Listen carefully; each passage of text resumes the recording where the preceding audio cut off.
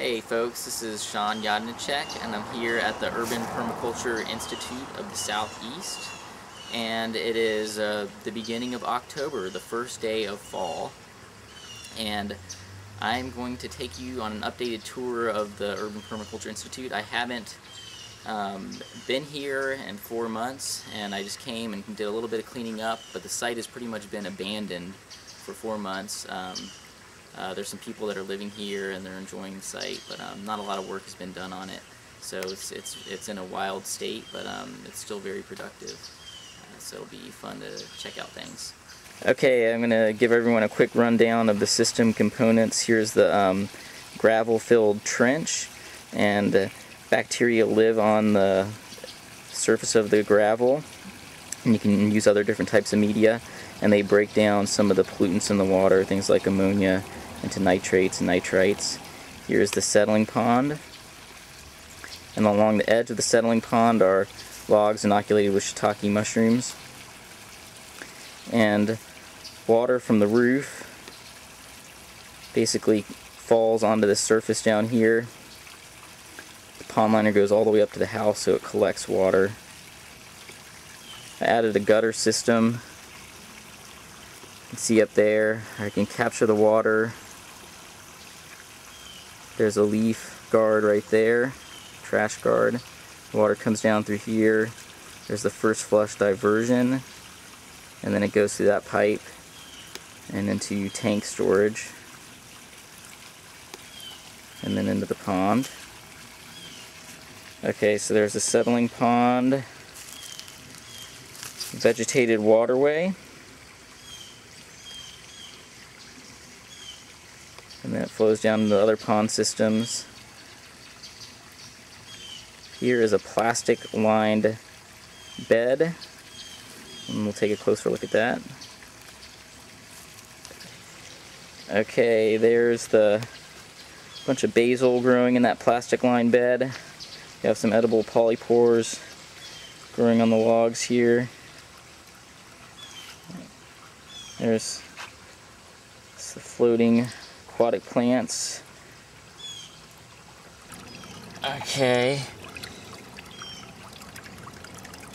Pulling out some corbicula, Asian clams.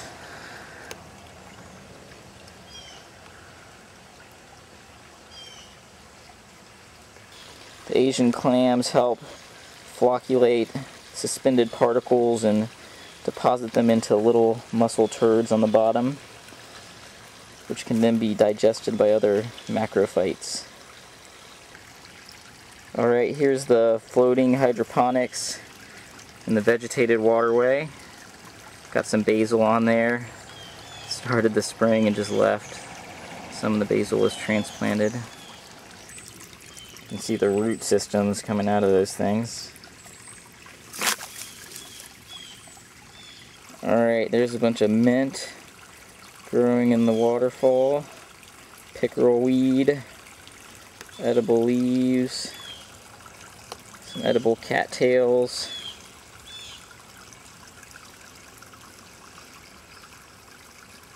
Here's some Apios or groundnut growing over an Eleagnus, edible berries.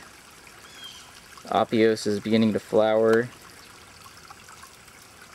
and it will produce edible young bean pods from those flowers.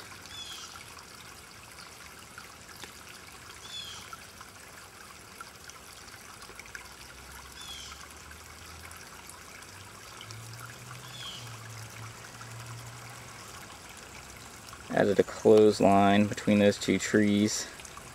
The Apios has really taken over the edges of the ponds. Planted some water chestnut in there. There's the elderberries. Have hot tuna growing along the edges. Some citrus, now engulfed by the Apios.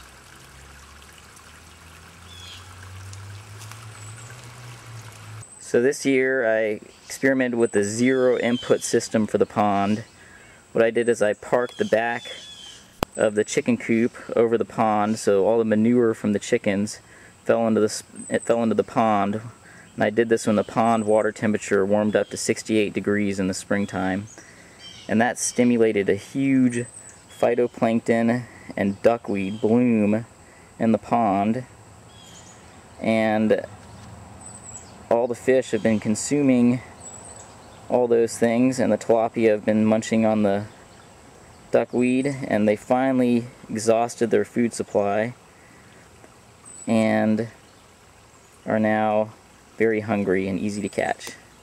I added this net right here on the bridge. It's a screen, and what I did is I put the tilapia on that side of the screen, and I left them in there until they got big enough to where the bass on the other side of the screen would not eat them, and then I released them into the rest of the pond so that they could consume more food from that area.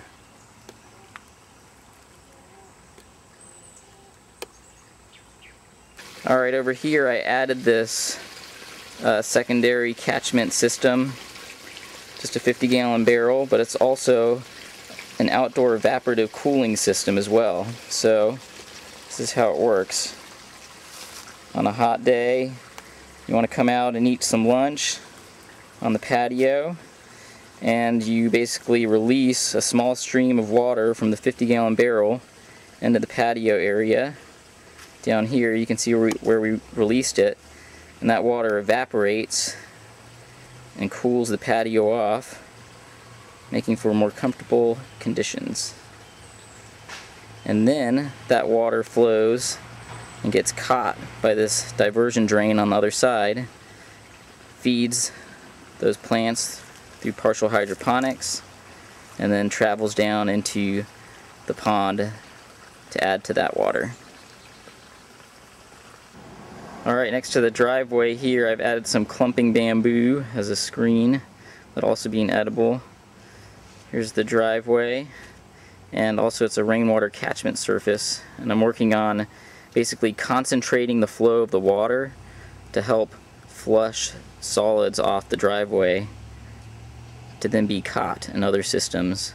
But this curb acts to do that, and it also channels more water into the whole system. And then it's curved so you can blow the leaves over the curb, and then the acorns stay behind, so you can use this curb right here to help harvest the acorns. And there behind it is another diversion drain. Alright, next to the driveway here I've added some clumping bamboo as a screen, but also being edible. Here's the driveway, and also it's a rainwater catchment surface, and I'm working on basically concentrating the flow of the water to help flush solids off the driveway to then be caught in other systems. But this curb acts to do that, and it also channels more water into the whole system. And then it's curved so you can blow the leaves over the curb, and then the acorns stay behind, so you can use this curb right here to help harvest the acorns. And there behind it is another diversion drain. Okay, here's another angle. I added some more shiitake logs to capture the water that comes off the roof. It falls into this little shady nook of the house here, and that water helps keep those logs nice and moist. Once the logs are fully colonized, they can then be placed in the diversion drain here to be soaked whenever it rains automatically. Added some yucca, and then the water travels down the driveway and is caught over there. Okay, so all the water flows down the driveway and then is then captured in this diversion drain, and it has basically two check dams right where those bridges are that help slow the water down on its way to the pond over there to the right. And then these containers have the partial hydroponic growing system in them. They have a few plants left over.